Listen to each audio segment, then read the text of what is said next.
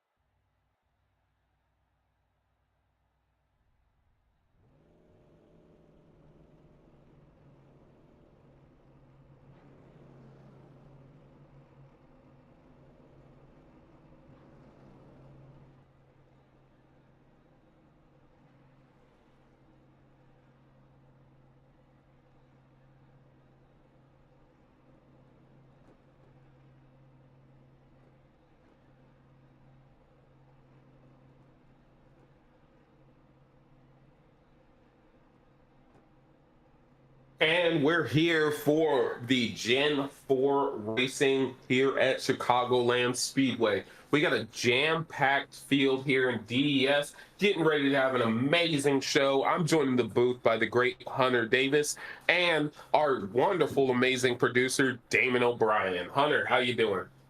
I am doing great tonight, Edwin. I'm looking forward to a packed race here at Chicagoland Speedway. I think, if I'm not mistaken, we have 25 cars on the field. Not for sure how many are going to take it, but that's how many we have in the practice session. Yeah, it's going to be an interesting one. I went out there and I was practicing with these guys, and it's a weird track. But let's go ahead and hit the starting lineup. We've got Todd Perrant with that Hinton Motorsports starting on the pole with his teammate, team owner, starting P2. Then we've got Jonathan Geist, TRN driver. He's up there in P3. Thomas Long up here in P4. Then we got Matthew Tennant, first beer run racing guy. He's up here in P5. Ethan Fearless is going to be lining up P6. Max Denda, he's going to be starting P7. Gary Bergeron, he's going to be starting P8 in that wonderful number 1. Jeff Denda, our most recent first-time winner, is going to be starting in P9, and Daniel Hoff is all the way down in P10. Ryan Godfrey in that 6th machine with his teammate right next to him, Austin Knight. That's your 11th and 12th place positions. And we got Jonathan Medlin in the number 16. He's going to be starting next to Tad Dabney in P14. And we got Charles Connor and Sean Dion. They're going to be rounding out row 8 with that 15th, 16th positions. And then we got Mark Holloway all the way down in P17. He was fast in practice, but there he is. Christian Clark, P18. And then we got Jordan Tross. He's going to be all the way down to P19. Craig Knoll, P20. And finally, rounding it out of our qualifiers, we've got Dylan Hinton. He loves starting in the back. He's going to be all the way back there in the 21st place position.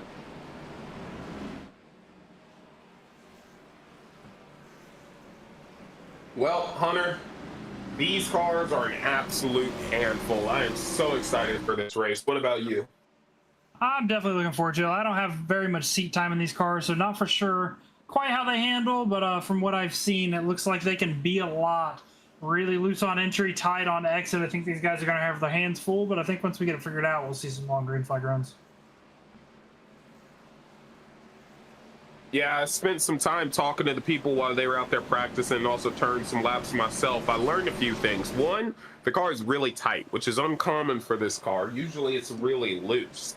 And then 2, when you're behind a car, it's just extremely unpredictable. It can either push up or just get loose. So a lot of craziness that could happen here. And the pace car pulls off as that 69 machine. Todd Perrant's going to lead us to the green flag. Oh, and we're wrecking. Looks like the number 9, the 56 involved, 63 involved, and the yellow flag is out. Well, that didn't take long. I think maybe people got on the throttle too hard, or maybe a rear end got hiked up. Let's go ahead and take a look at that. We're going to wait on our producer to get us a nice replay. If we can look at the 9 and the 56.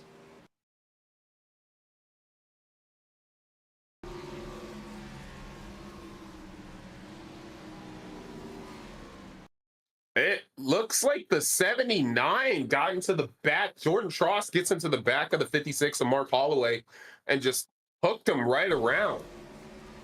That'd be the 81 of Dylan Hinton right into the back of the 56. 56 with nowhere to go, right into the 9. 63 is going to get involved there as well, and it looks like that'll be the 3 car of Sean Dion with some minor damage. Oh, yeah, I see it now. The 81 kind of pushed the 79 into the 56. Just a stack up right there.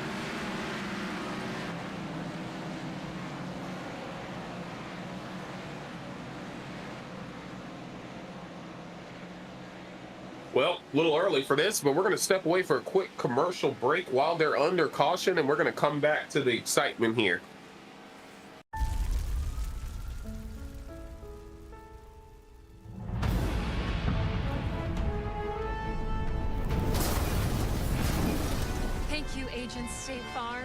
like a good neighbor.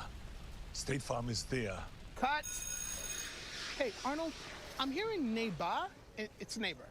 That's what I said. Neighbor. Neighbor. Neighbor. Hey, let's go again. Like a good neighbor. State Farm is there. Cut. Now what? It's neighbor. Neighbor! Cut. Neighbor. Yeah, neighbor. Just like it's written on the paper. This lady is in labor! Cut. Look at this. This is labor. Like a good neighbor. That was the sheep. And you know it. It's like you're cold. Brr. Yeah, I'm cold. Bah. Neighbor. Still no. Like a good neighbor. Cut. Burr. Bah. Burr. Bah. Burr. Bah. Neighbor. Neighbor. Burr. Bah. Burr. Bah! Get me under this chopper. It's pronounced chopper. Don't. It is. Neighbor! A little bit more concealer. Hey, Arnold. Got a bit of a script change. Script change. Mm-hmm.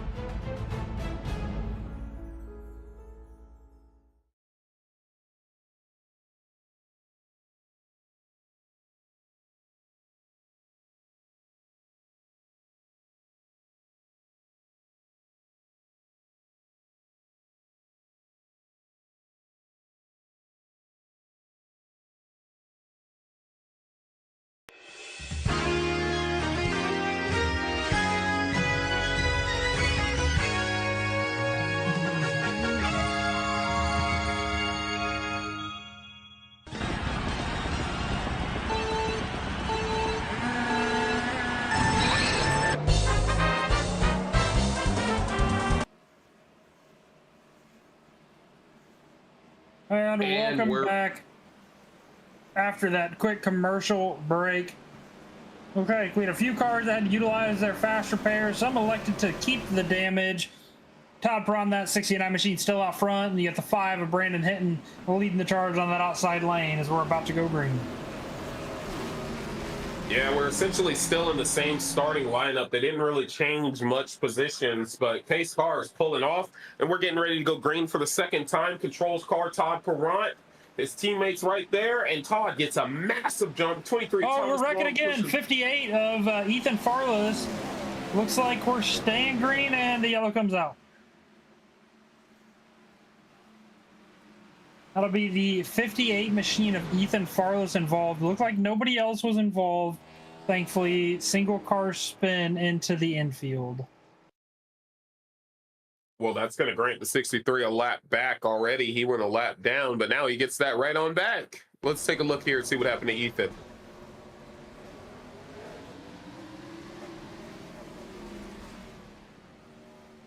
Looks like he just on the throttle. spun the tires a little bit. That's what I'm thinking. He just got on the throttle a little too hard right there. We're going to step away to a quick commercial break, and we will be right back.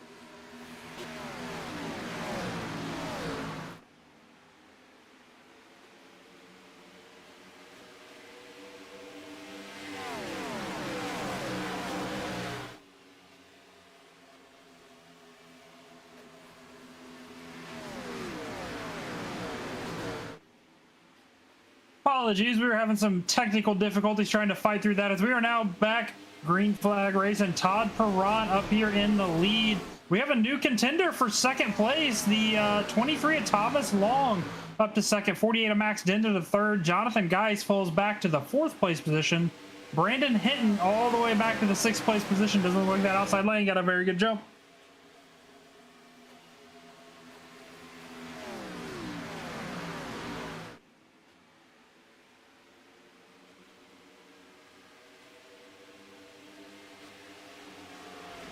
If we look back here, we see these guys throwing down right now. Look at that, 3 cars, all different lanes.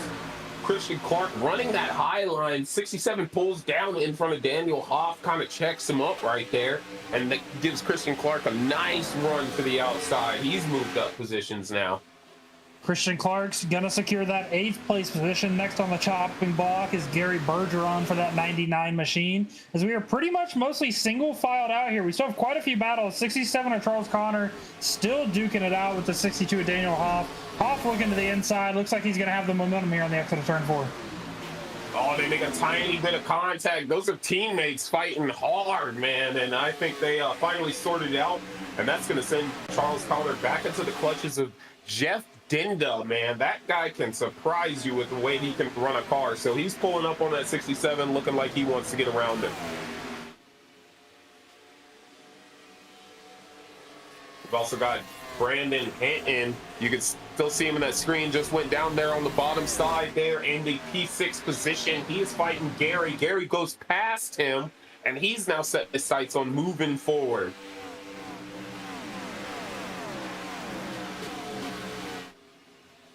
Looking back at the front, Todd Perron extending that lead to about 5/10 of a second over second place Thomas Long. Thomas Long didn't show much speed here in practice, man, but he has kicked on the afterburners and he's got that 23 machine in motion here, man. Do you think that might be a potential of burning up his material or something, though? Because he is moving. It's a little too early to tell. Let's see once this tire run goes on, but from what I'm seeing right now, it looks like he's running pretty comfortable.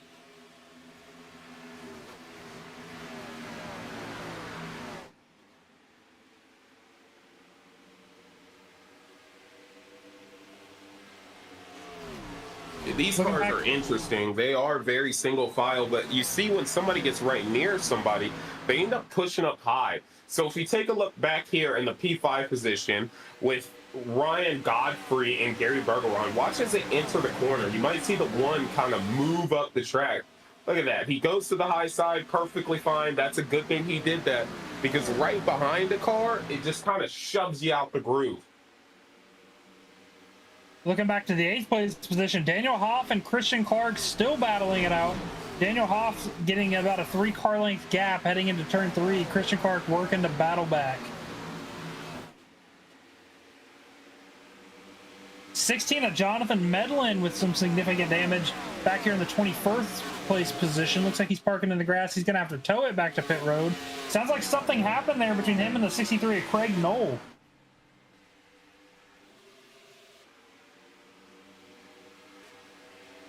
Man, I'm focused up here, man. Gary in the number 6, Gary in the number 1, he's battling hard with the 6th machine right there. They're also pulling it up onto Jonathan Geis. So this might end up a 3-way battle really soon.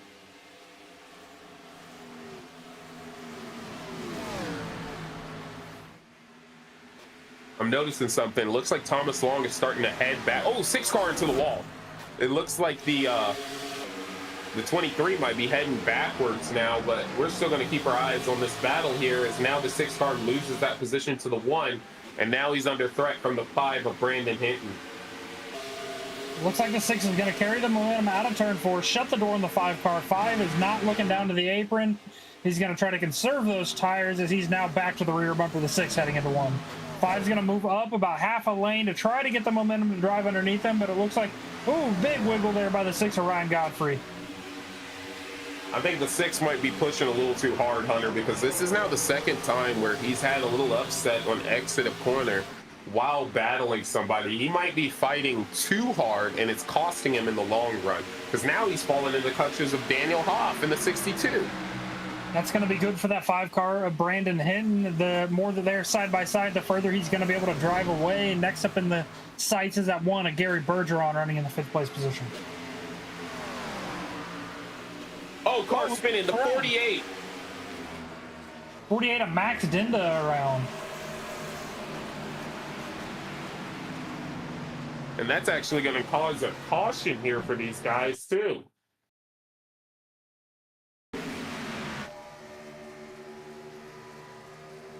See if we go back here and get a good replay, figure out what happened. Looks like possibly a victim to turn number 2.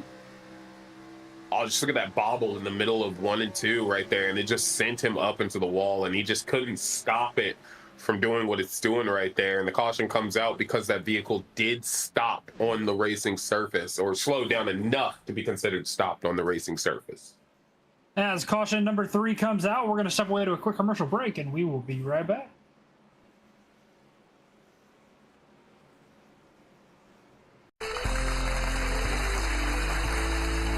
Hi there, I'm Denise St. Clair, and I am so excited to introduce my co-host for today's exciting event. Former champion of the Albuquerque Open, it's Monica Blake, everybody. I'm thrilled to be here, Denise. Why don't we get started? Absolutely. So no one wants to play with dirty equipment. That's why you have to keep your balls clean. Problem is, bar of soap just doesn't cut it. See? Still dirty. Well, how can guys clean their balls so that they're more enjoyable to play with? Well, there's finally a tool that can really get the job done. The Axe Detailer. Cleans your balls.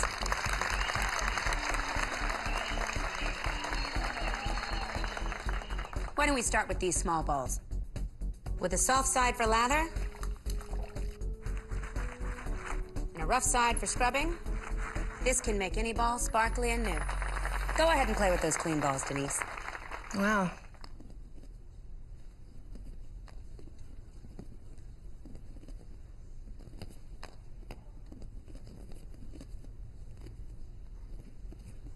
Could play with these balls all day. Let's see if the audience has any questions. You there. Can it clean these filthy balls? Throw those fuzzy suckers down here. Look. Cleans right through the prickly surface. What about my ball sack? Just plop it right here and let's get to work. It's a big ball sack. Monica, it looks like we have time for one more demonstration. Come out here, Mr. Hackerman.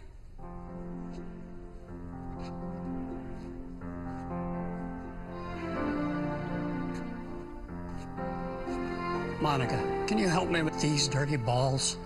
Hank, the Axe Detailer offers such a crazy clean. It can even clean your old balls.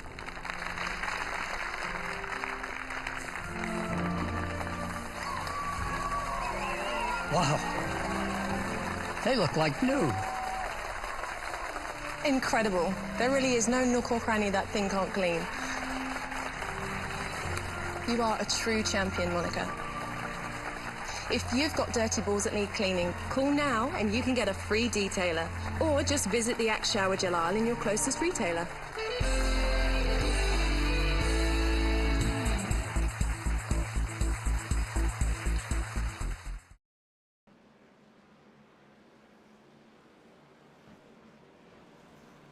And welcome back. After caution number 3 brought out, 48 of Max Dinda goes around on the backstretch. We are going to go back to green flag racing. However, we do have a bit of shakeup up here up front. The front 2 rows elected to stay out and not take tires. It looks like the 32 of Jonathan Geis was a gas and go only stop with the 1 in the 67 of Connor. That's going to put some old tires up here in the front 3 rows. Todd Perron being the first car on fresh stickers. As we're into the restart zone, 6 is going to lead us to the green flag. And this is very interesting for the 6 car to stay out. He was starting to struggle when he was battling other cars, but now he's got fresh air. He's out here front by himself. Maybe things will go better for him. And look at Daniel Hoff sailing around the outside. He is going to stay high on the 56 and secure his P2 position, and he might bring John Crosby with him. One of Gary Bergeron sailing around the 32 of Jonathan Guys. His teammate 67 of Charles Connor looking to the inside as well to capitalize. Looks like the one's going to throw some dirty air up top. That's going to be advantage of the 67 Charles Connor.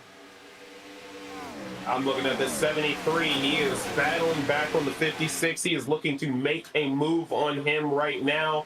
He's going to try and do it on the bottom side as they actually pull back up to the 62 of Daniel Hobb. So we've currently got a three-way battle for P2. And I'm kind of noticing something. The leader has a very easy time of checking out in this race. 69 of Todd Perrant working that high lane, going 3 wide in the 9th place position with the 67-32. Elects to back out of it. The 32 is going to shut the door. That's going to open the door to the 79 to the inside of Todd. That's an interesting battle back there that you bring up because it's teammates versus teammates. You know, the 67 and 32 are teammates. The 67 gets loose, but he saves it and he keeps going right in the right direction. That's hard to do.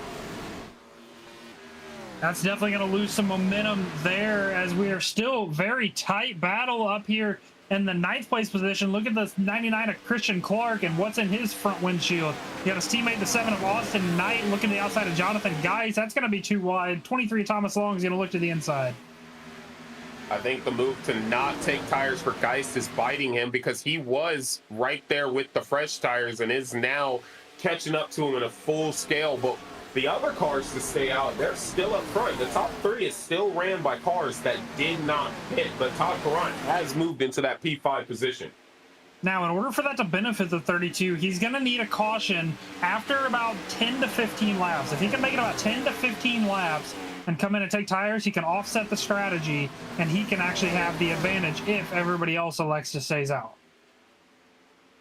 Yeah, it's definitely has potential to benefit him in a real well. I mean, you are the strategist, man, so you know better than I do. So I'm hoping that strategy does pay off, but we have seen before people pick the winning strategy and it doesn't come out on top.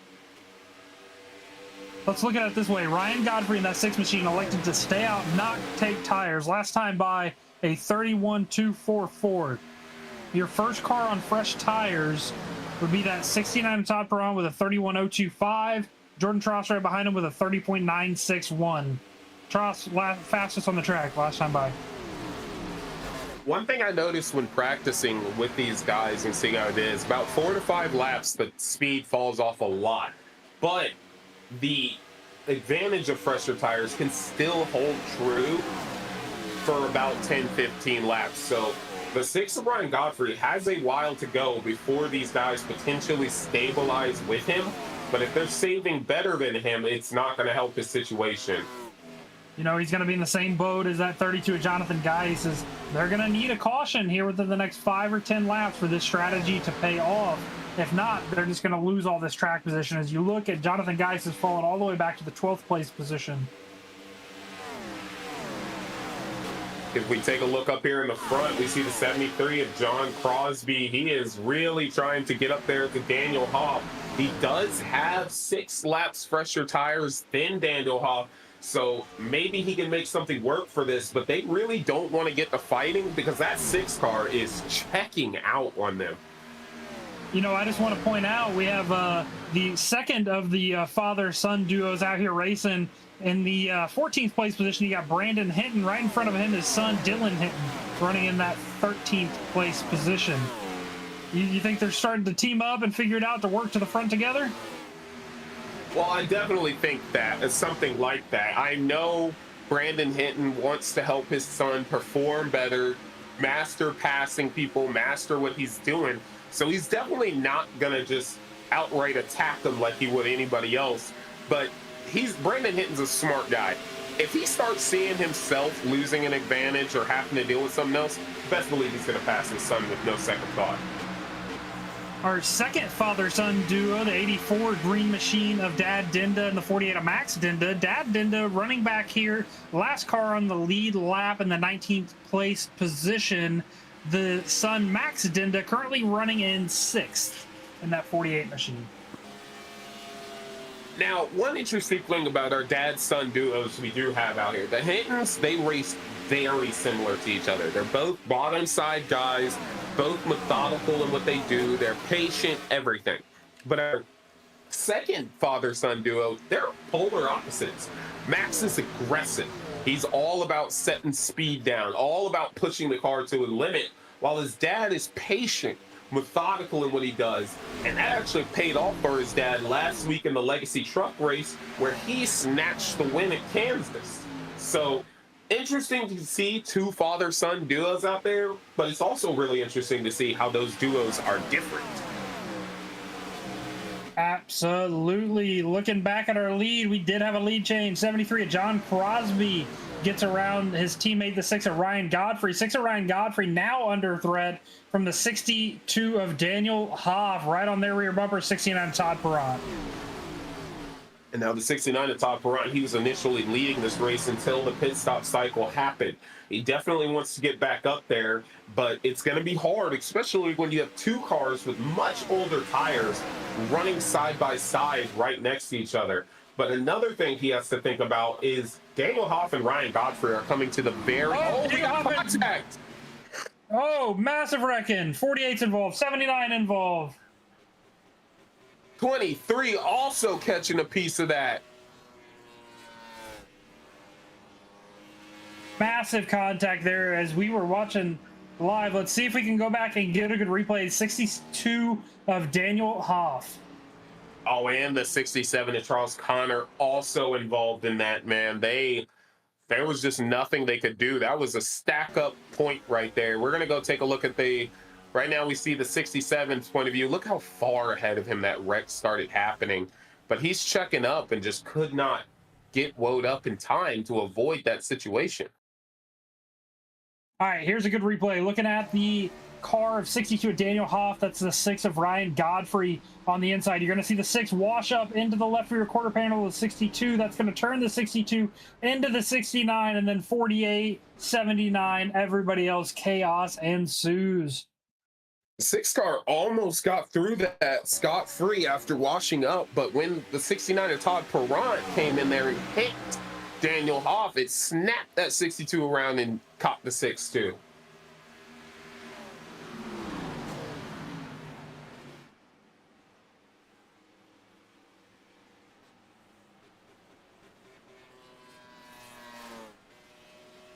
We are going to step away to a quick commercial break after caution number 4, and we'll be right back. Ship my pants? Right here? Ship my pants, you're kidding. You can ship your pants right here. You hear that? I can ship my pants for free. Wow, I just may ship my pants. Yeah, ship your pants. Billy, you can ship your pants too. I can't wait to ship my pants, Dad. I just shipped my pants, and it's very convenient. Very convenient. I just shipped my drawers. I just shipped my nightie. I just shipped my bed. If you can't find what you're looking for in store, we'll find it at Kmart.com right now and ship it to you for free.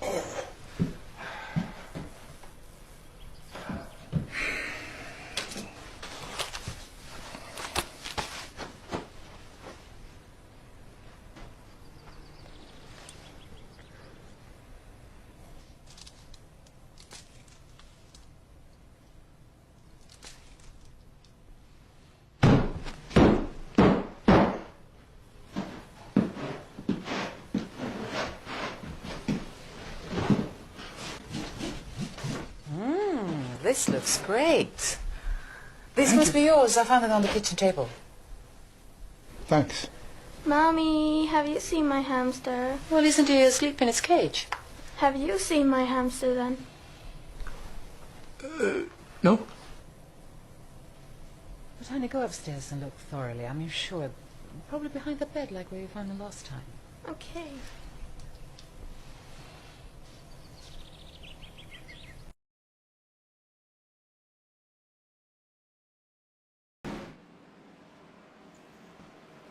And we are back after that crazy wreck. Now we've got an interesting front row. Jeff Dinda will be leading it with Dylan Hinton. Brandon Hinton's up there, Max Dinda's up there, and you have the 73 and 7 up there. This is going to be a crazy start. Jeff Dinda with a great jump. Dylan Hinton, he's right there with him. He's going to pull down in front of his dad and try and secure his P2 position. Max Dinda going for the P4 position on John Crosby right now. If they were to successfully get past that 73, our top 4 would have been nothing but father-son duos.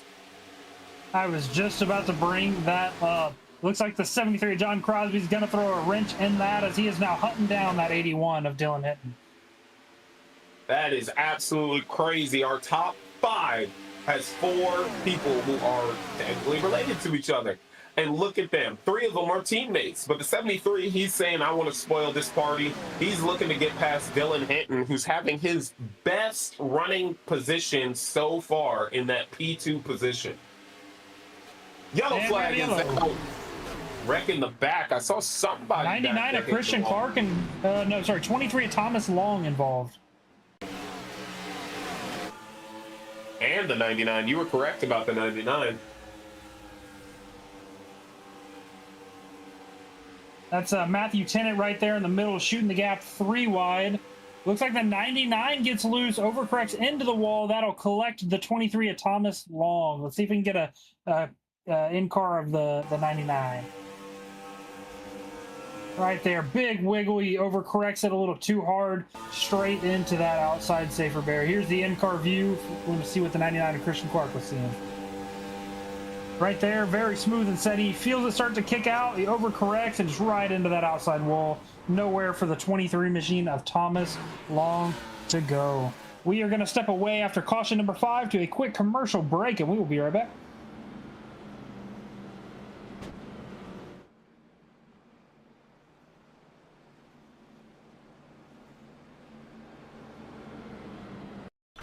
Try to make friends. Want a Dorito? Hey everyone! The new containing out Doritos! Doritos?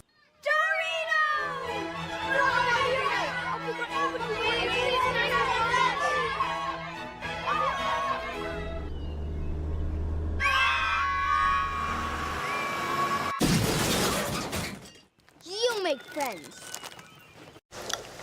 And there's your beautiful baby. Any day now. Really? You're eating Doritos? He's eating Doritos on my ultrasound. Do you see what I have to do? I know. Give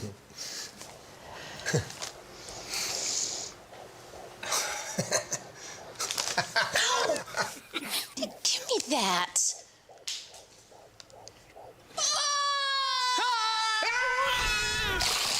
Okay, Jerry, once again, everyone's Doritos have mysteriously disappeared from the break room.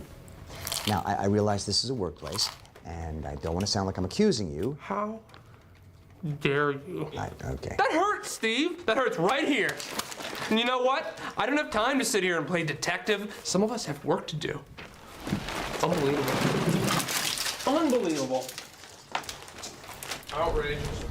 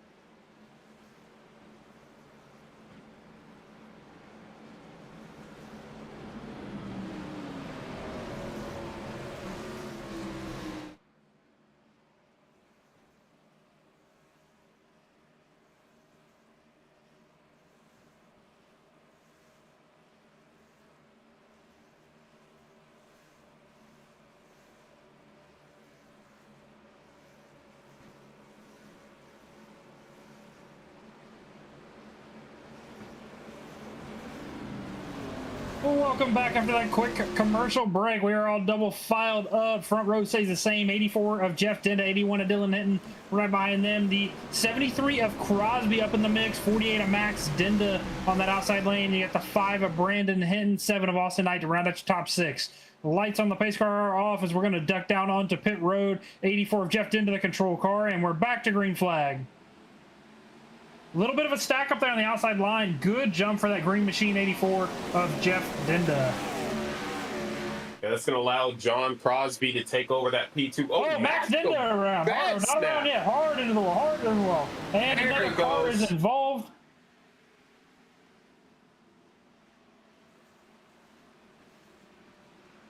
This car is so unpredictable.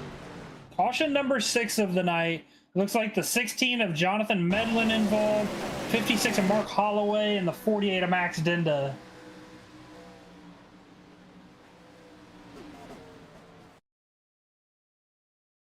Yeah, we got some frustration boiling up on track too. Some people are getting a little frustrated with things, but this is just a hard car to drive.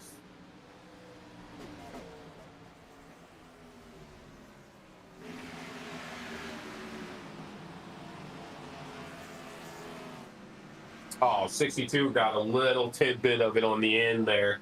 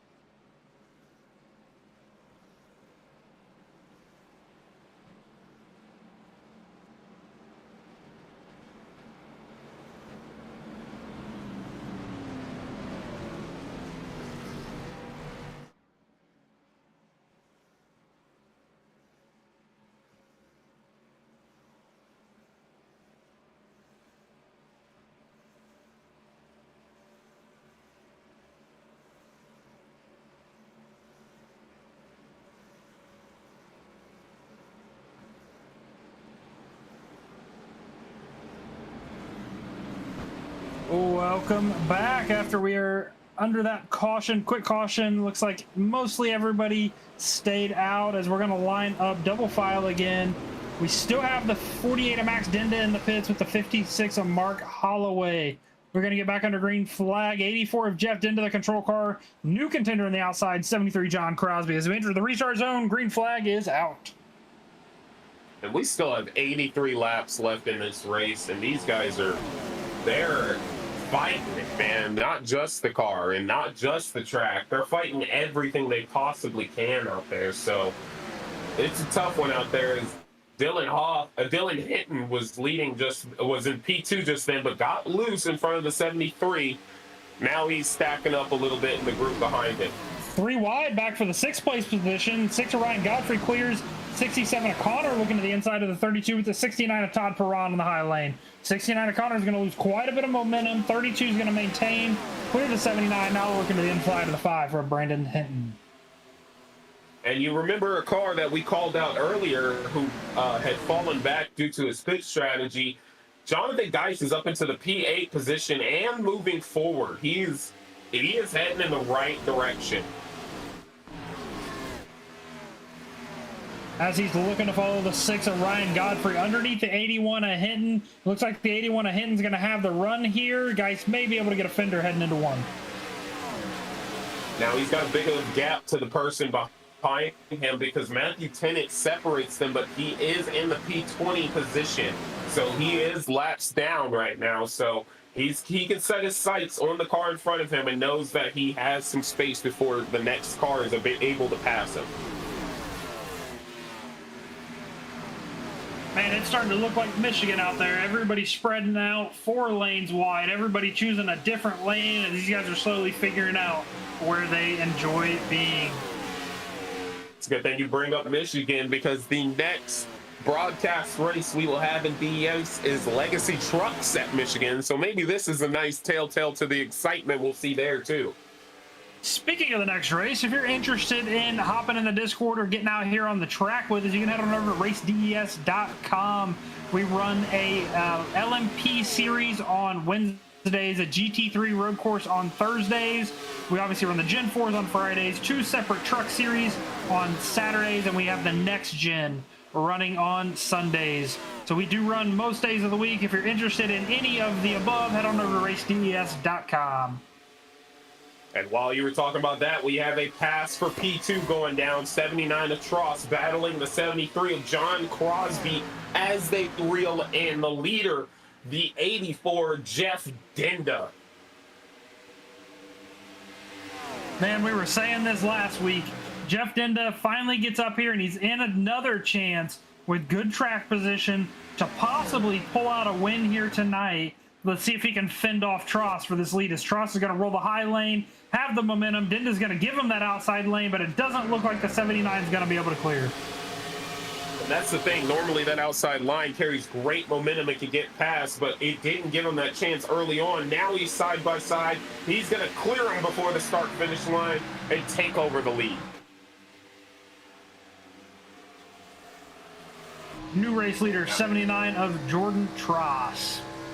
Now, I definitely want to still keep my eyes on that 84 because, like how you just brought up, he could just put himself in the right place at the right time, and he's still holding on to that P2 position. It doesn't look like he's losing time to the 73 that much, so he's in contention to stay up front here for a while. He is now under threat from the 73 of John Crosby. Crosby's going to get the door. Oh, and Denda lets out early and gives the position to the 73. Going to roll to the bottom, but that's now going to open the door for the 6 of Ryan Godfrey running his rear bumper. Now, he's probably doing that because he does have 33 laps out there since his last time pinning. So his fuel window is coming to a close fast. So he's probably just anticipating that, going to go into the pits, get new tires, get fuel, and then set down some good laps right now. He's in a real good position right now. The biggest thing is their fuel window can only be stretched around 40 laps or so. So he's going to need another caution here within the next 5 or 10 laps to be able to succeed with this strategy. And while we're watching those leaders, Jonathan Geis has caught the 7 of Austin Knight, and he is looking for an opportunity to get around to him, but he has to do it quickly because look, right behind him, the 1 of Gary Bergeron is there and is lurking in the background. If Geis doesn't make this pass soon enough, he is in threat of losing a position now.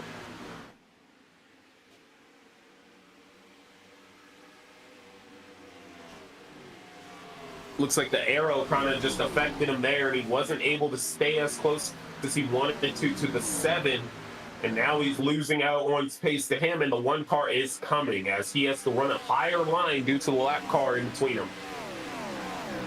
Looking back to the 15th place position, Brandon Hinton and the 3 of Sean Dion out here running together.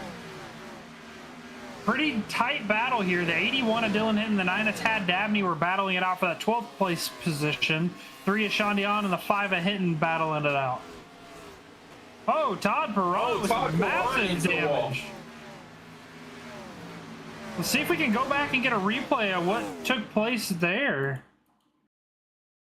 This is a single car accident, so no caution coming out. So let's try and look at this real quick.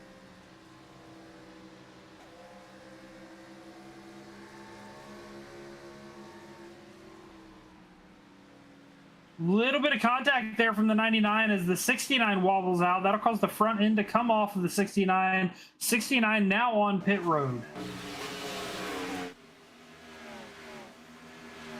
That is not something he wanted to have happen, but it has allowed someone like the 81 to catch the 58 of Ethan Fearless and now battling for position. But at the same time, we've got a battle for the lead. The 79 has been caught by the 73.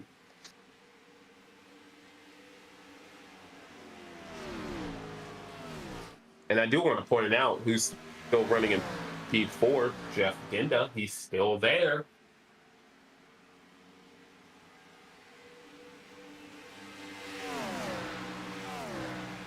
It seems as they get more laps on their tires. Oh, go ahead. Saying the 69 of Todd Perron off of pit road. He will cycle back 1 lap down, currently in the 17th place position. Now, this could help him out in the long run if he plays his cards right, but as of right now, it's an interesting race as Jonathan Geis under threat from the 1 car again. He's running the high side, trying to keep that position.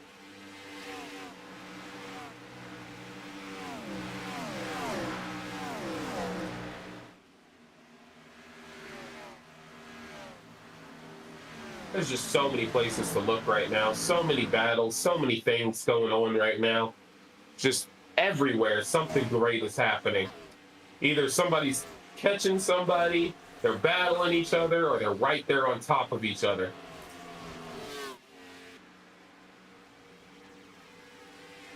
One car darts low on the 32 of Jonathan Geist again. Let's take a look back here for that battle for P5. Or P6, I mean, I correct myself. But look at that. Geist now swinging back to the outside. Gonna try and take some momentum. 99 of Christian Clark in the 9th place position, looking to get around the 67 of Connor. A bit of a scrub there to the wall. Is going to scrub off some speed. However, he's going to stick to that high line, try to get the momentum. Watch the run that he gets here coming off of turn number 4.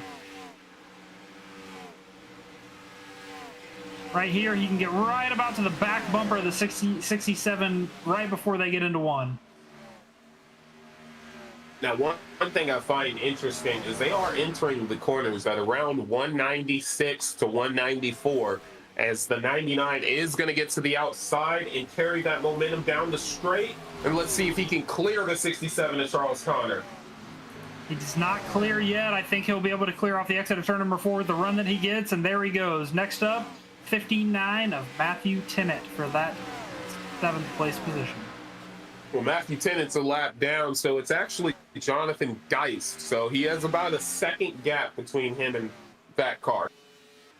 Ah, thank you. My dyslexia is kicking in. I like how you said that. Update on the 84 of Jeff Dinda, currently running in 4th, has still not pit.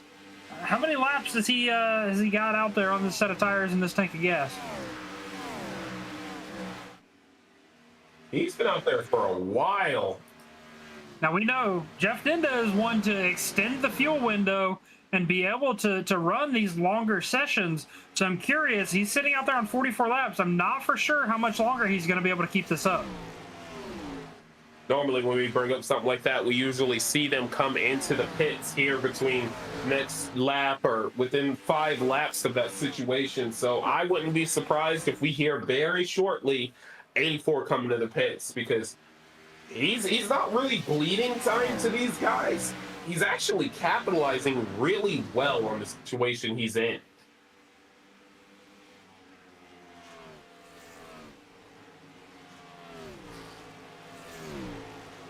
Once he pits, if it's not too close to the rest of them when they need to pit, he's going to be able to capitalize on those laps because everybody else is getting pretty close. They're about 31, 30 laps on their stuff.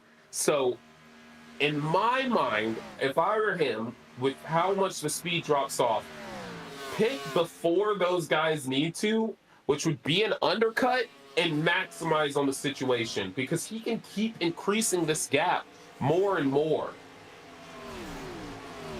Based off of what we're looking at right now, so we're about to come to lap 70. These guys can, let's say, run 40 laps on a tank of fuel. That means that they would have to extend it another 20 laps to make it a one-stop race. So it looks like for everybody, this is probably going to be a two-stop to the finish. I really think that 84 Jeff Denton needs to hit pit road. He's still in P4. He's got a big gap between him and the next car, but you don't want to run the situation of getting on cycle with the rest of them.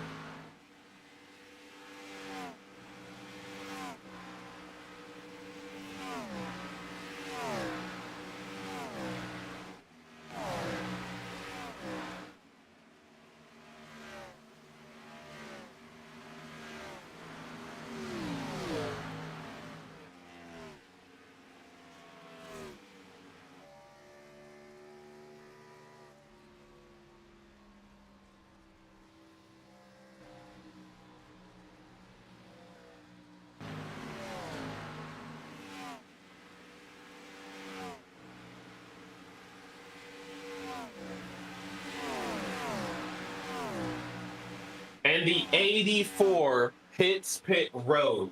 Now, like I said, this is going to be the undercut for him. He is going to undercut the competition, so he has to make sure everything goes right now and make sure he gets back out on track with clean air and can lap the way he wants to. But he is now on pit road in the P14 position. First car, not a lap down. As he is a lap down. He's first car, a lap down. Let me refresh. Now, one thing we got to be careful of, we've seen victims of it before. Cold tires are very, very difficult in here. 16 of Jonathan Medlin calling out he's pitting this time.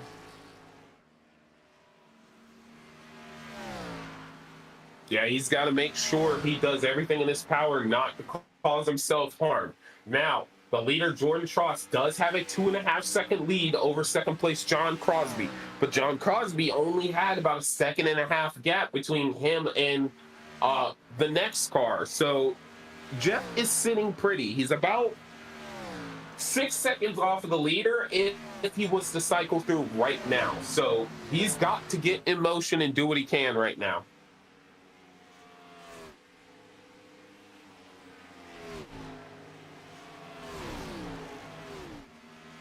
Christian Clark has cycled through up to the P6 position, passing his teammate of Austin Knight. Jonathan Geis in that P7 position. He's still there, wasn't able to get around the 7 yet.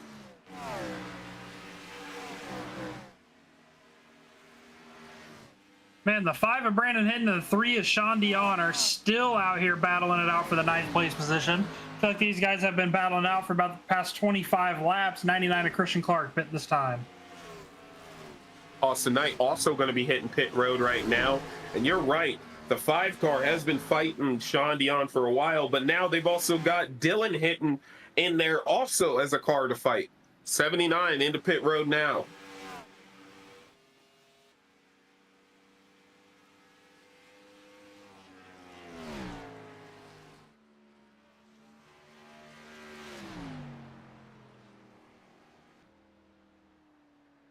Looks like Crosby is elected to stay out. He's going to try to capitalize here.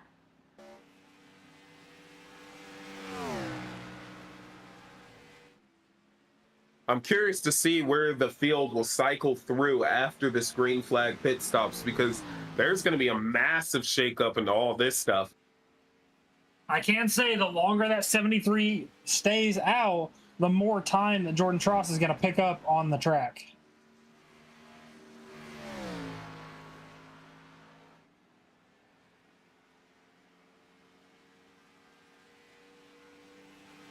Dylan Hinton was able to stay in front of his dad and Sean Dion, so he's holding on to that position. They might potentially cycle through to the cars longest on track, but they do still have to contend with John Crosby, Ryan Godfrey, and Gary and Jonathan Geist. So they have a chance to cycle through as well. A lot of pit strategy going on in this race right now.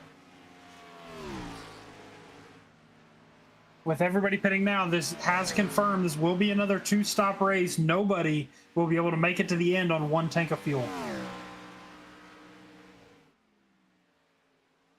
Crosby actually saving fuel right now. If you go to his end car, he's actually clutching in and saving fuel to extend this run. Watch when he heads through turns 3 and 4. See if he does it again.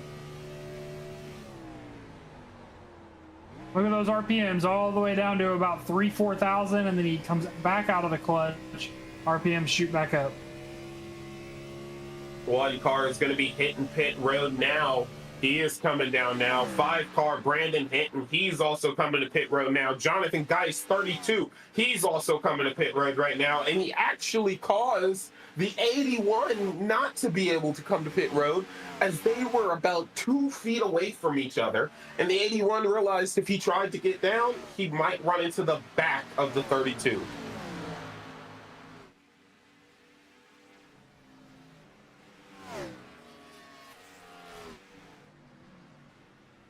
Sean Dion in this time.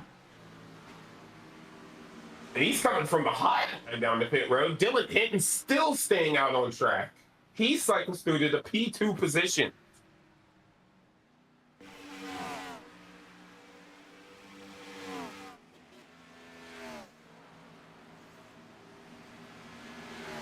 Crosby still staying out there, the 12-second lead, trying to save as much fuel as possible, hoping for a caution where he can catch the field sleeping a lap down. Now, if all these cars pit now as they run, Jeff Dindal will have successfully cycled through to P2 behind Jordan Tross, and he will be 10 seconds behind him, but he will have cycled through to the P2 position.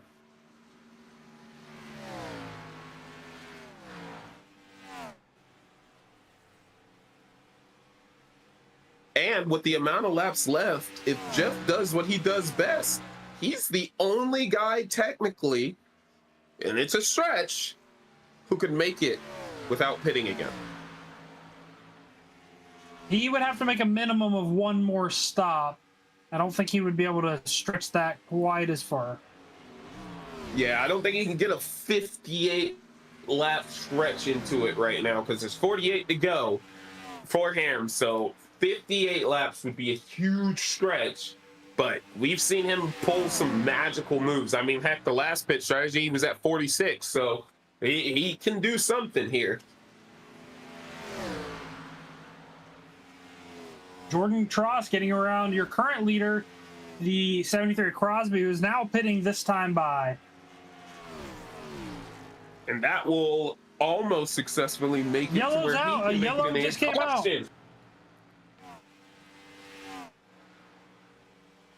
Sounds like the one of Gary Bergeron involved. 67 of Charles Connor.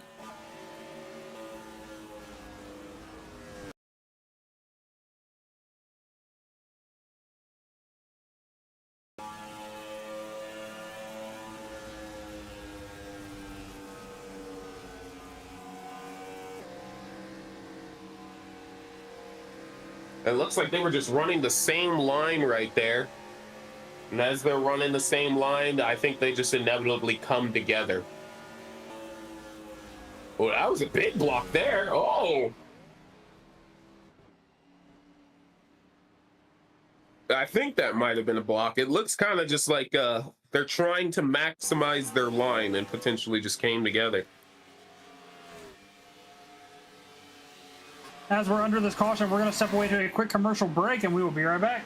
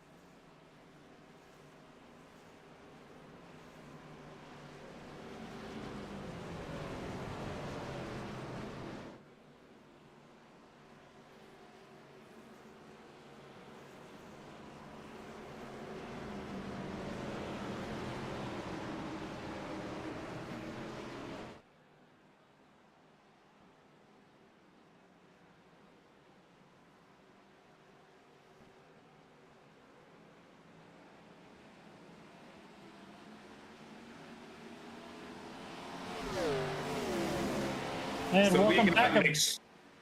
Go ahead, Evan. We got an extremely long inside line due to the massive amounts of wave rounds, but Jeff Dinda was the lucky dog, so it sat him behind the wave rounds, and now he's running in P14 because as soon as the green comes out, he loses all those spots. Yeah, I think that's something iRacing needs to work on within their code and game development. Is the lucky dog should be in front of all the way. Oh, caution is out. Caution. 63 of Craig Knoll involved. Rolling down the front straightaway. Stuck on his roof. Starting with the 16 of Jonathan Medlin.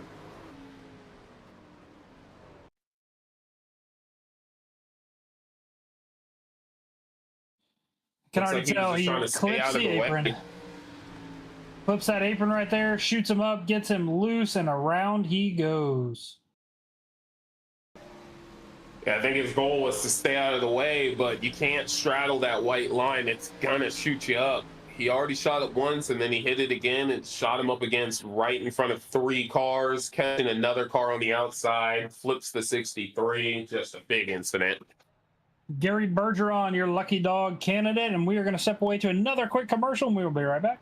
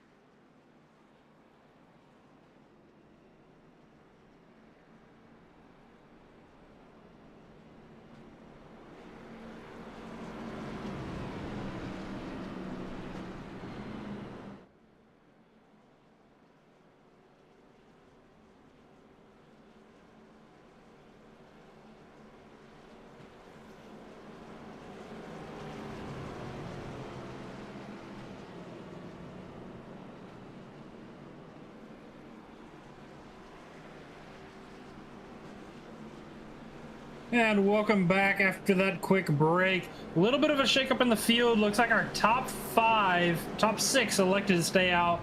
Todd Perron, that 69 machine, first one to come down pit and top off. So we're gonna have a bit of a shakeup here. These guys that are running up here in the top 6 are gonna be cutting it close on fuel. The more caution laps that we have, the better they will be. While the guys that just pitted would for sure be good on fuel to the end.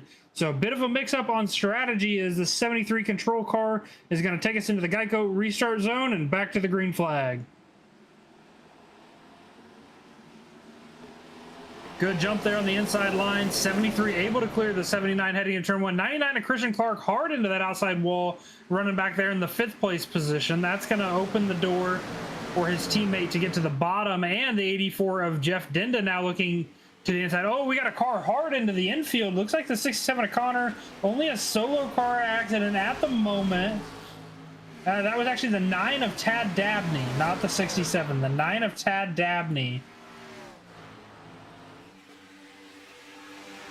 As for our 10th place position, our father-son duo, the Hintons, running side by side. Looks like the 5 of Brandon Hinton able to get up there and clear on that high lane. Yeah, able to clear his son, and then we're taking a replay real quick, looking at Tad Dabney's little snap loose. Looks like these guys are getting better at saving these cars, so that's a good thing. As the stakes are getting higher, as we are now completing lap 94 on to lap 95 of 130. We now have 36 laps remaining in this event. Quite a few battles going on here throughout the field. I do want to comment on something. It's pretty awesome to see the 6 and the 7, as well as the 99, all running up there towards the front. Those guys haven't had a top 10 finish in a while, so I know this feels really good to have a nice run like this. It's going to give them some real momentum, but they better be careful. Those 3 teammates, they got a big threat lurking behind them, and that's that 84 and 69. You got Jeff Dinda and Todd Perron, our original race leader, all lurking right there. You know, going back in here into the cockpit, I'm looking at the cockpit of our race leader, the 73 of Crosby. He's still clutching in every corner to save fuel while maintaining the gap to our second place Jordan Tross. Watch him right here as he goes into 1. It will be a very, very brief clutch in, but he's still trying to save as much fuel as possible. Right there, clutches in, and he's back in the throttle. I can see why he's doing that, because he still has to go these 34 laps, which would put him at 45. So he's got to get that fuel run max. My yellow flag is out. Involved the 59 of Matthew Tennant and Jeff Dinda involved.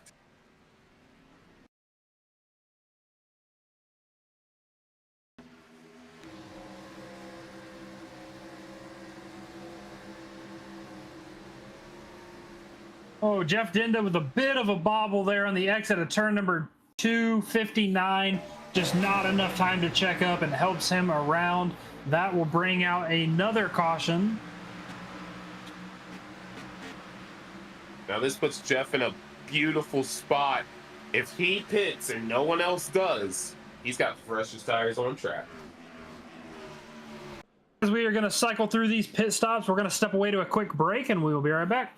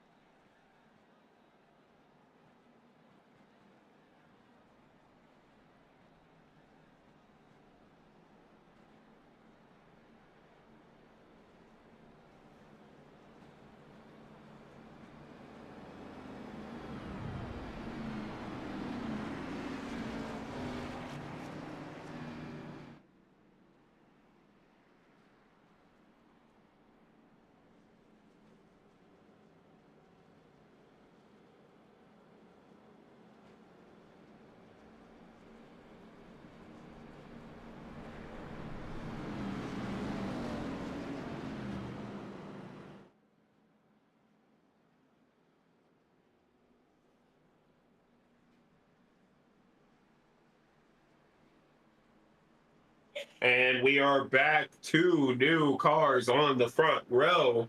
We have Jordan Tross in P1 and Todd Perrott in P2. And then we have a bit of an issue here. The 5 car should be in P3, but he's currently vanished.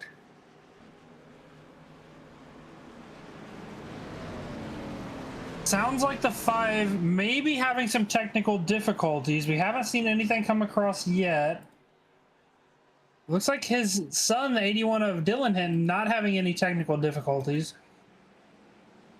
We get a good jump from Jordan Tross there, as we also still try to figure out what's going on with the 5 machine, because he is just gone, but he hasn't been disconnected, so that's definitely really weird.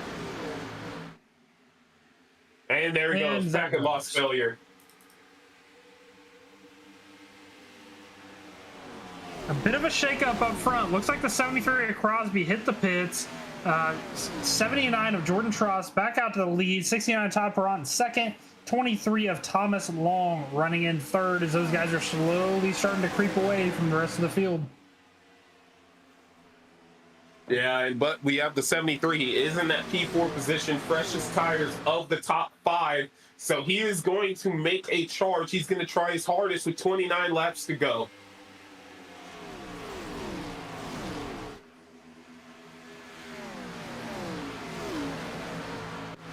Gets real close to Thomas Long there, but he backs out of it because he doesn't want to cause any harm to anybody else. So he's going to try and catch back up.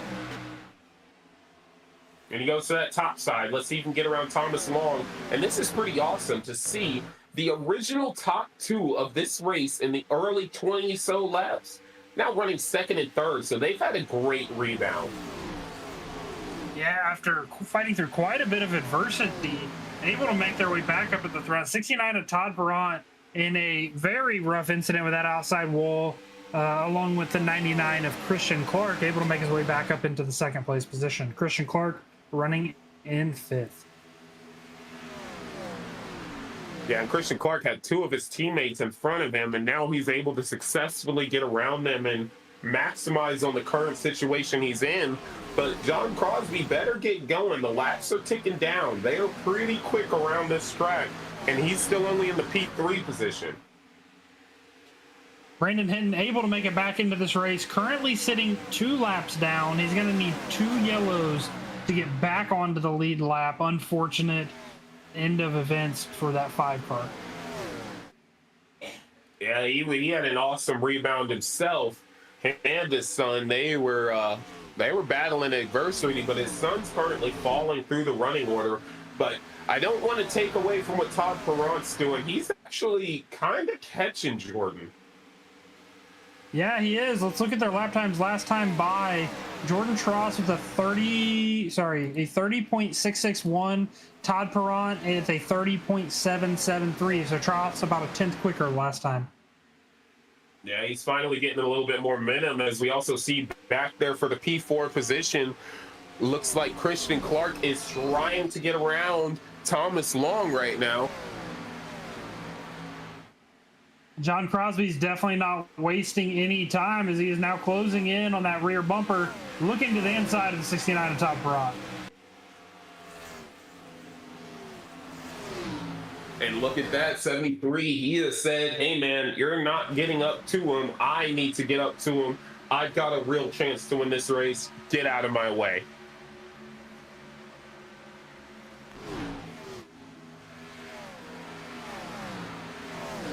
Looking back at position 99 of Christian Clark has a fender off the 23 off the exit of turn number 4. They're going to be door-to-door crossing the stripe. Let's see who has the advantage going here in turn 1. It's interesting to see that him and Thomas Long are having this much of a fight, as Thomas Long has 17 laps on his material, while Christian Clark only has 9. So technically Christian Clark should have the advantage, but Thomas Long is just putting that car in the right place, right time, and making it harder on the 99. If I'm not mistaken, the 99 did have some contact with the wall in an earlier, few earlier laps. He may have sustained a little bit of damage from that, as he has now secured that position from the 23 of Thomas Long. Yeah, he's got it, but if he wants to get that podium finish, he needs to get up there to Todd Perrant, and he needs to take that position away. But that's looking like a tall tale right now. But if another caution was to come out, that could put him in a very good position.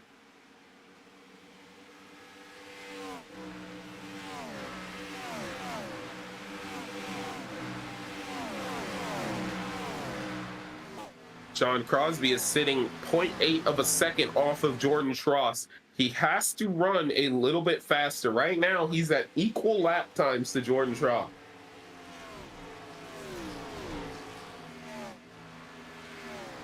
As they are closing down, this time by will be 20 laps to go for that 79 machine currently out here leading this race.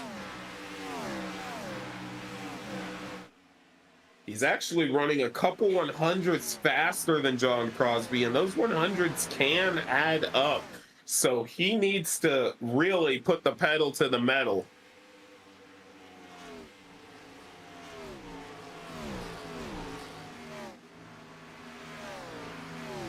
Crosby cut down about a 10.5 there. Let's see if he's able to sustain on exit. Tross is going to grow that lead slightly. I have a feeling it's going to be right about the same here as they go on entry. Crosby actually faster that time by a 10th. So he might be heading in the right direction as it goes from 0.9 down to 0.7 now. 0.6, he might have kicked it into high gear. Crosby was just running that middle line, trying to have the momentum. Let's see if he's able to sustain here. Tross has had a much better runoff corner there, running the bottom line. Yeah, I think if Crosby's going to do this, he has to move up that line. But, you know, that's a risk versus reward situation. Running that higher line burns the tires faster, which could cause it to where if he does get to Tross, he can't make the pass. And if he does make the pass, he could get passed right back. Christian Clark loses a position to his teammate. Ryan Godfrey heading in the right direction.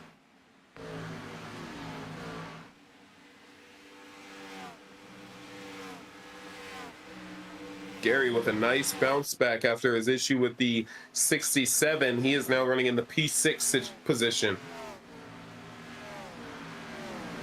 73 into the wall hard.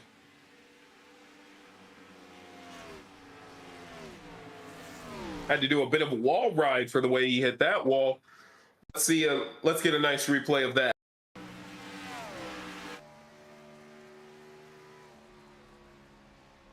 Enters the corner, runs that nice high line. Look at the turn in that car right now. And then it just gets tight on him and pushes him right into the wall. Nowhere to go for him, as that time did definitely slow him down quite a bit. Tross extending out to a 1 second lead.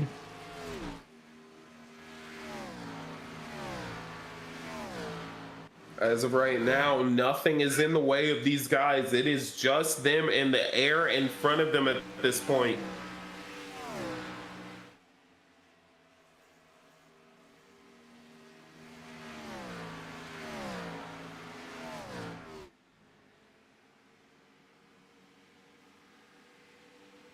And looks like Tross is going to extend that lead a little bit more. Normally, we're used to seeing Tross get out front early, but it took him a long time to get out front in this race.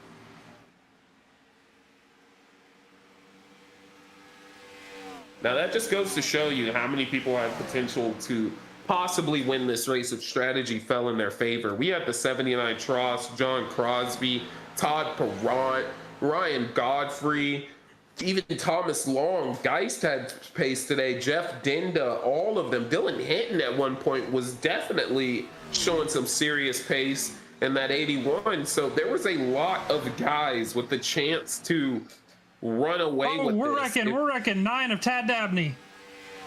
That's the caution they didn't want to see.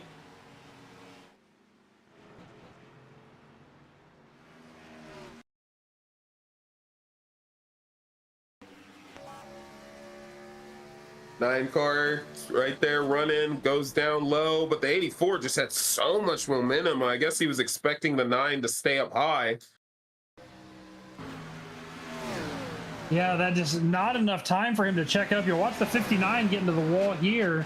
And the 84 was looking to the inside. I don't think he was expecting the 9 to come down on entry. When he came down, there's not enough time to whoa that thing down. Just no space to really do anything there. It was just kind of a situation of circumstance. So it's really not on anybody there, just kind of a coming together, but no damage as they hit pit road. They had to whoa up for the pace car right there, and it kind of gave them all a little bit of separation, but they hit pit road together as a unit, all fine. Might be some commitment line violations there, but that's for another day to look at. I think they all made it perfectly safe. Lucky dog candidate will be the 5 of Brandon Hinton. As these guys are cycling through, we're going to step away to a quick break.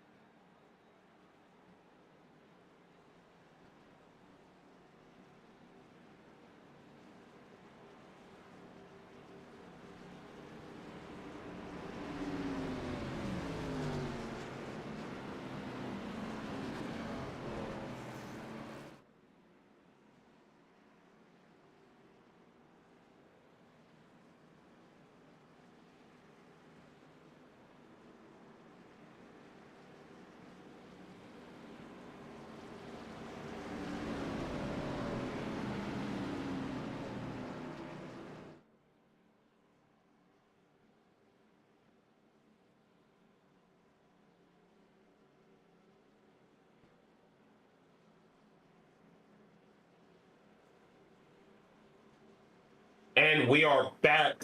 2 cars staying out. Jeff Dinda, Austin Knight. Jeff Dinda knows what he's doing from a situation like this. It's going to be a 10-lap shootout. Hunter, what are you thinking? I think it's definitely a risky strategy, but we'll see how it plays out. I mean, they've been proven that lap times are going to fall off about a second, even further once you start getting deeper into a run. So I have a feeling the 79 and the 73 are going to be a lot quicker, but it's going to be navigating these two drivers in front of them into the restart zone. 84 with a very nice jump. Outside line, not so good. That's going to be able to clear. 79 looking now to the inside of the 7. Yeah, if Jordan can clear this 7 car early, that's going to set him up to be able to get around Jeff a lot sooner, as he's already moving to his outside, and so is the 73 to the inside. 3 wide for the lead, now 3 wide for P2. 73 to 79, absolutely no issues there clearing. Crosby didn't have the tire quite to pass him before, but now he's going to be right on his rear bumper. Let's see who's got the momentum here. 79 Atroz hits the dog leg as the 69 Todd Perrant looking to the inside of the 84 for 3rd. Yeah, the 73 John Crosby, he had other cars to pass when he was trying to get to Jordan, and that potentially hurt him in the long run. Oh, we got cars together. Is there going to be a wreck? It's a wreck. 7 car, 23 Thomas Long. Another car involved as well. Thomas Long hood up, couldn't see, came up into somebody.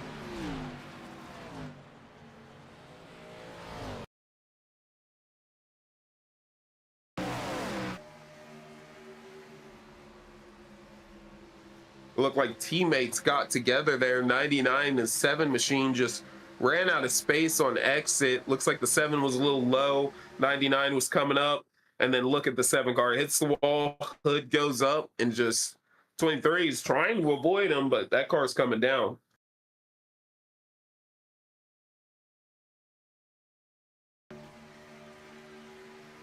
And the 2 cautions that Brandon Hinton needed to get back on the lead lap, that was number 2.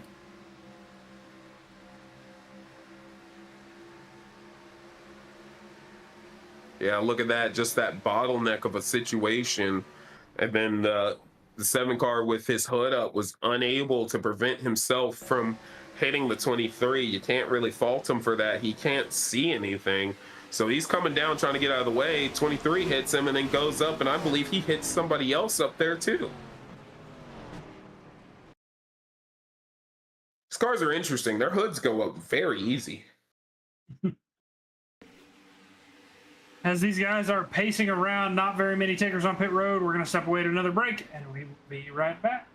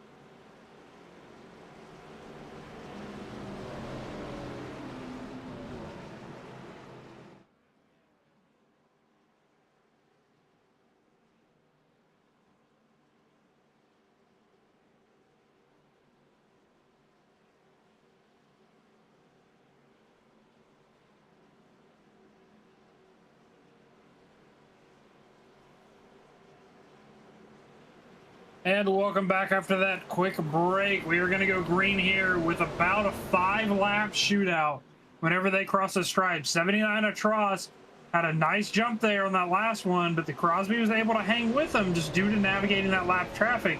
Let's see if Crosby's able to time this restart here and stay side by side with the 79.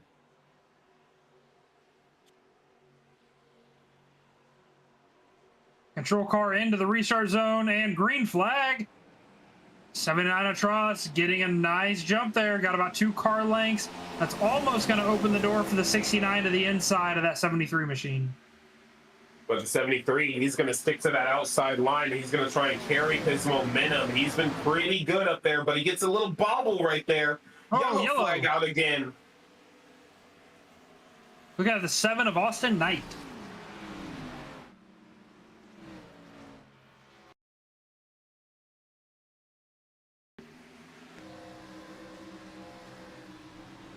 Bit of a bobble there, 67 into the rear. That's going to bring out another caution.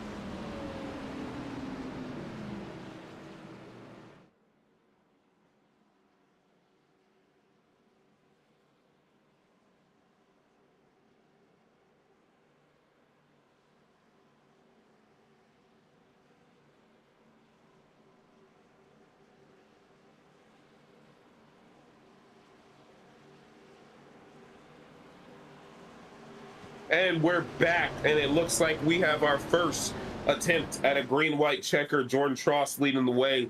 John Crosby, P2. Todd Perron, our original race leader, pole sitter, he's in P3. And then we have the 6-car, Ryan Godfrey, followed up by the 1 of Gary Bergeron. And then 6th place, Jeff Dinda. So here we go, pace car pulling off. Crosby has to get a good restart here. Green flag's out, and it looks like the inside line just gets a massive leap on those guys. Cross with a huge jump there after restart. That's almost going to allow the 69 to clear. 79 or 73 is going to battle back on the outside, but the harder these guys battle, the more Tross is going to be able to run away with it.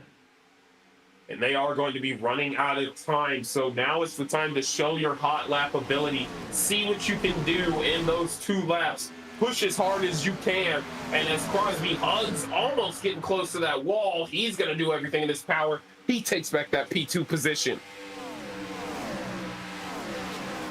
2 laps to go. Now we are on the white flag. It is this time the race will finish under green. Let's see if Crosby's able to get a 69. Todd Perron scrubbing on the wall there. Gary launching to the inside. He's going to try and go all the way up to P3. Looks like it's going to be a successful move. He's going to take away, but he's now pushing up. 6 car gets into the 1. Todd Perron, he's also wrecking. 6 car is actually going to somehow miraculously come home with a P3 position. What a finish. Imagine if that was for the win. Man, look, let's go back here and see what exactly happened. Absolute chaos ensued. Looks like Ryan Godfrey pushed it on the inside of that number 1. So we need to take a look at the 6 car of Ryan Godfrey to see what exactly happened there.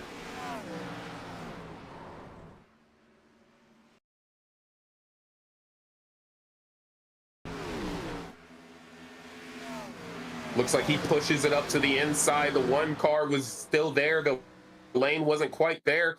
But I think Todd Perron got loose on his own on the outside.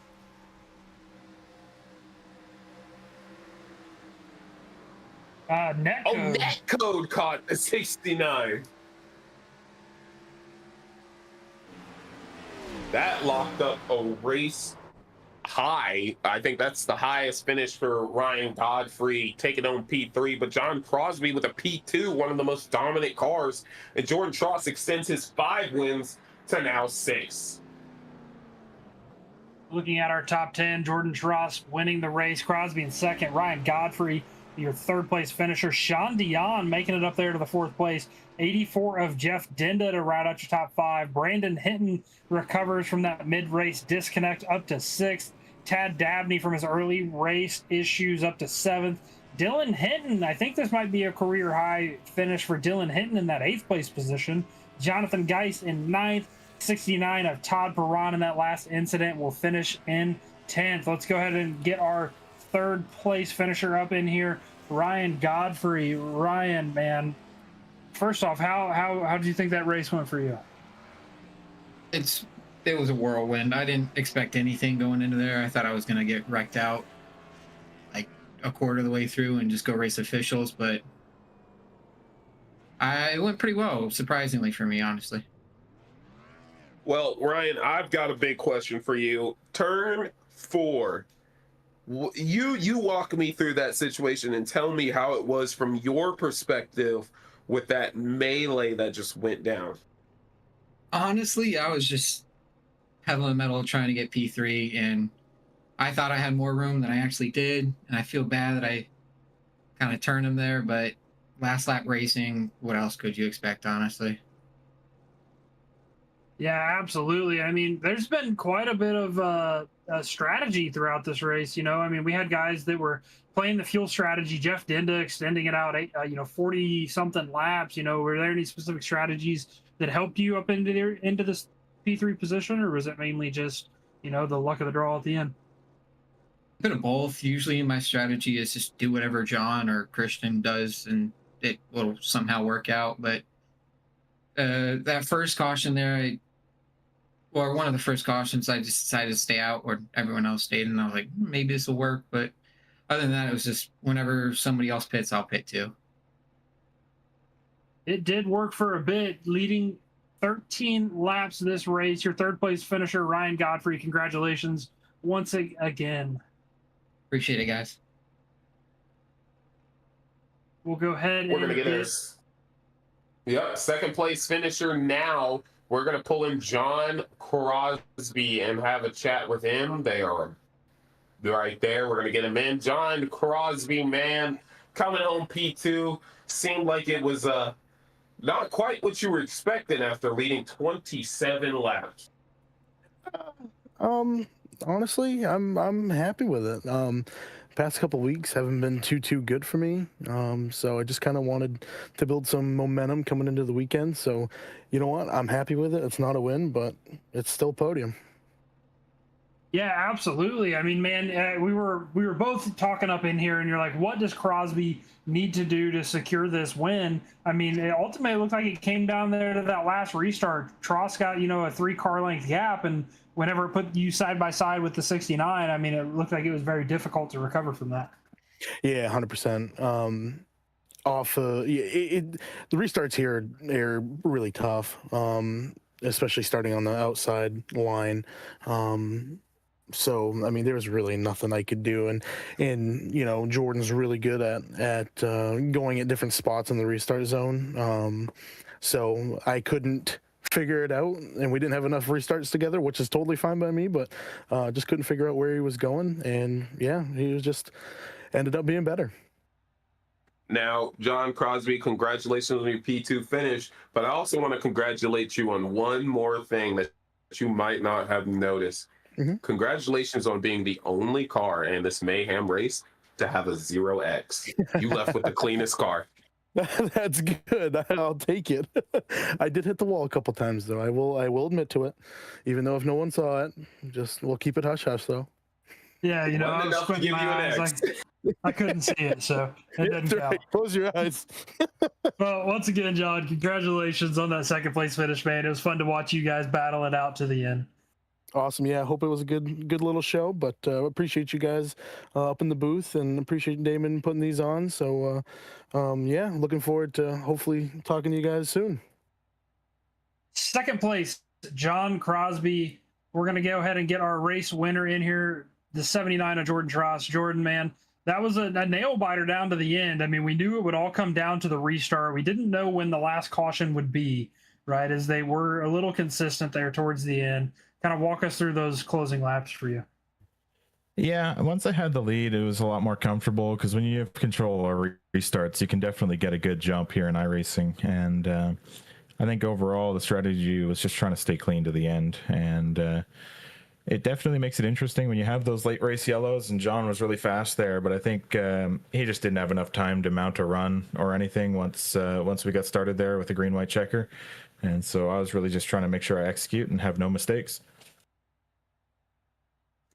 Jordan, you at one point had your hood up, man. Like you were trying to save the car and not hurt anybody with your hood up.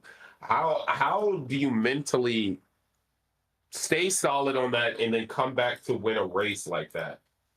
Yeah, I mean, with a fast repair, you can get back in it, but then your worry is any more damage, and it's probably terminal. So it's just about trying to stay clean, and I managed to do a pretty good job of getting back to the front pretty cleanly, and had a few restarts there where I made some pretty big moves on the bottom and gained 3 or 4 spots, and just managed to keep my nose out of anybody's way, and slowly made my way to the front on the pit cycles that we had. Looking back the past couple of weeks, you were involved in a couple of incidents that ended up being terminal. Did that play a mental factor in whenever that incident happened? Yeah. I mean, you expect there to be some cautions, and sometimes there's nothing you can do about it. You just got to move on to the next one, and that's just how it goes.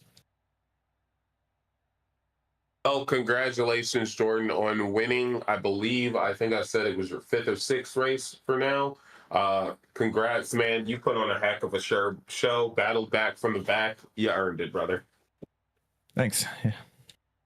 Race winner 79, Jordan Tross. wrapping up here at Chicagoland with DES iRacing. Edwin, that one was kind of a nail biter there at the end. We had quite a bit of battles going on throughout the field, a lot of drivers battling through adversity. A few succumbed to some terminal damage, but overall a successful race here at Chicagoland. I have to agree, man. It was an absolute insane one.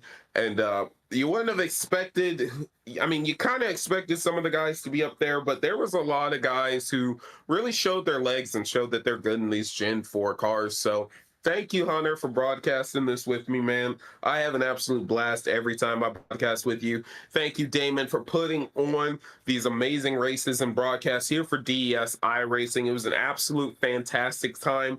Make sure you guys join us again tomorrow as we do Legacy Trucks, what will be broadcasted by Ben Kuhn and possibly Jonathan Medlin as they battle at Michigan. So we'll catch you tomorrow. See ya.